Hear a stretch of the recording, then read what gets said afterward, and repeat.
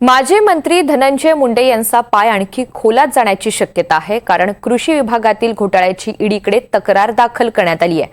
भाजप आमदार सुरेश धस यांनी ईडीला पत्र लिहिलेलं आहे आणि या संदर्भातली तक्रार त्यांनी दाखल करणार आहेत अशी माहिती मिळते। तत्कालीन कृषी मंत्री धनंजय मुंडे आणि वाल्मिक कराड यांनी कृषी विभागाची 200 कोटींची रक्कम परस्पर उचलल्याचा धस यांचा दावा आहे आणि त्यांच्या दाव्याच्या संदर्भात ते आता थेट ईडीकडे आपली तक्रार दाखल करणार आहेत।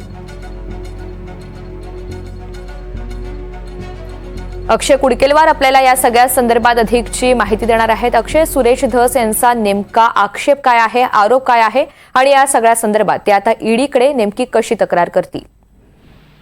दीपाली, या सगळ्या संदर्भात आपण जर बघितलं तर कृषी विभागाचा 250 कोटी रुपयाचा घोटाळा वाल्मिक कराड आणि धनंजय मुंडे यांनी केला असल्याची माहिती आहे आणि याच आधारे आता ईडीकडे सुरेश धस हे तक्रार करणार आहे। ज्यावेळी धनंजय मुंडे यांच्याकडे कृषी खातं होतं त्यावेळी कृषी विभागातल्या गैरव्यवहार प्रकरणात वेळोवेळी अंजली दमानिया देखील बोलत होत्या आणि आता सुरेश धस यांच्या माध्यमातून याची रितसर ईडीकडे तक्रार केली जाणार आहे। ईडीने या सगळ्या प्रकरणाचा तपास करावा अशी मागणी सुरेश धस करणार आहे। त्यामुळे धनंजय मुंडे यांचा पाय आणखी खोलात जाण्याची शक्यता आहे। दीपाली, निश्चित, धन्यवाद सविस्तर माहितीसाठी।